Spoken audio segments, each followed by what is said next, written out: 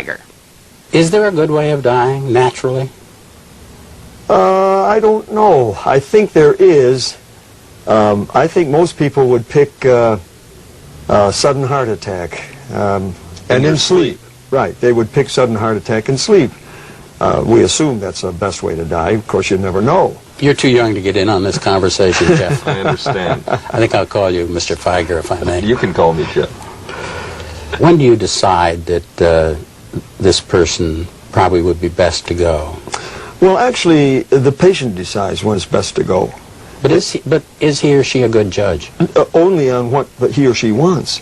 As a medical doctor, it is my duty to evaluate the situation with as much data as I can gather and as much expertise as I have and as much experience as I have to determine whether or not the wish of the patient is medically justified. The two must then coincide, the wish of the patient and the medical justification. What is the legal aspect to this? Does he tell you what he's going to do? No, not in advance. You're just saying that because you don't want to be here? Maybe. But I don't think he's committed any crime. He's just doing something that's right. And everybody instinctively understands it. That's why we're winning. This isn't something that we have to teach people a lot about. They understand that government has no business telling you when you have to, how much you have to suffer before you die. How do you feel about what the Eskimos do? Is that a good idea? Well, no, that's brutal. Putting on the ice. older That's men brutal. and women out on ice floes. We're doing the same thing by letting them starve and thirst to death in hospitals. The Germans did that in the concentration camps. Our Supreme Court has validated... That happens in hospitals, you think? You sure does. It's legal. And the Supreme Court of the United States, our august Supreme Court, has validated the Nazi method of execution in concentration camps, starving them to death. Now, what are you saying? Please, what are they doing in hospitals that you... They take away their feeding and water when they're in coma and let them die. I mean, you're validating what the Nazis did in concentration camps. And what but you do not approve of that? Absolutely not. That's brutal. That is inhumane. Would you approve of that when you say a person should be allowed to die? Inject them quickly and painlessly. Not let them wither away and starve to death. That is inconceivable. It's unspeakable. But our Supreme Court has said, that is nice. It's ethical.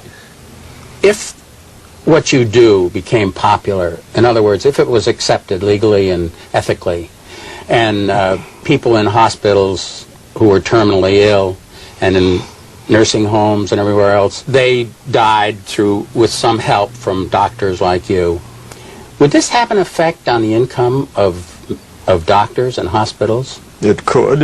If you let every doctor do it, it could. Just like everything else, you let any doctor do it, and some are going to abuse because you got some crooked doctors out there. Should they let every doctor do it? No. Well, who should do it and who shouldn't? It should be specified, I don't care by who, not by government preferably, but by the medical profession, who certifies cardiac surgeons. You mean it should be something that would be a certification, just like being Yes. Is that true? That's a good way to control it. I think the American public is puzzled about you. They don't know whether you're a medical philosopher or a nut. Which are you? Probably both. You might say I'm a philosophic nut or a nutty philosopher. It doesn't matter. Words don't mean anything. If you dig into anybody's character, you can find eccentricities that you can characterize as nutty. You've done some nutty things, though. I saw your picture of you in a pillory. In a Thomas Jefferson. Why would you do that? Well, for example, these are object lessons. Nothing's more powerful than object lessons.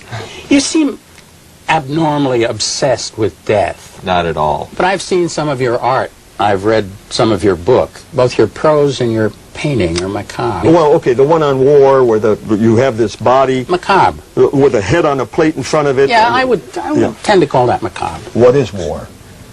When you look at that, do you get a good feeling? No. You look at it, it's colorful and it's nice. It draws you to it, and then which we do to war, and then you go through it and then say, God, that was macabre. That's the feeling I'm trying to convey with the painting. You look at that painting, you like looking at it, it's colorful, but you hate what you're looking at. In view of all these things and how you are viewed by the American public as somewhat of an oddball, do you think that you are the right guy to have represented this cause about which you feel so strongly? Could someone else have done it better? No. Sure. Maybe. Sure. Where is he? Where is she? Look at, They criticize me, you're not the poster child for this. Fine. The reason I'm doing it in a fashion that's not entirely acceptable to everybody is because of the prosecutor and the intimidation. They threaten me with jail, I'm hauled into court, we got to hide things, they come in and confiscate everything in the house. This is the most brutal prosecutorial department You haven't enjoyed it just a little bit? You look as though sometimes in court you're enjoying. We enjoy winning. What looks like enjoyment is the sneer of contempt. That's not a smile. You're sneering? Sneering and contempt, right. In this last trial, I had to show contempt, not just say it. I showed it. Tell me I'm wrong. You're wrong. Prove it. Easily. Prove it. Cite a case on common law of assisted suicide prosecution. Cite it.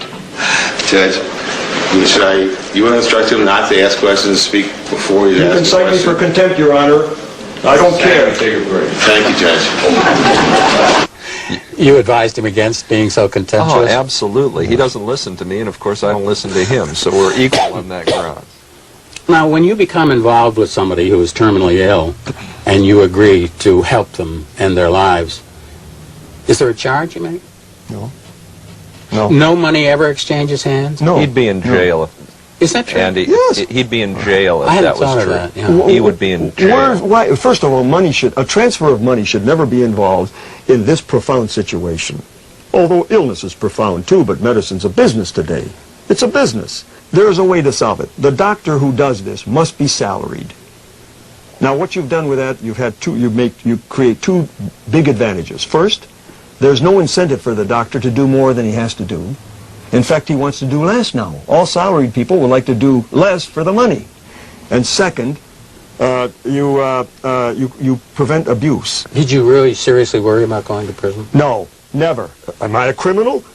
The world knows I'm not a criminal. What are they trying to put me in jail for? You've lost common sense in this society because of religious fanaticism and dogma. You're basing your laws and your whole outlook on natural life on mythology. It won't work. That's why you have all these problems in the world. Name them. India, Pakistan, Ireland. Name them. All these problems. They're all religious problems. You don't seem to feel very strongly about this issue, do you? What do you do for fun, Dr. Kevorkian? Irritate people.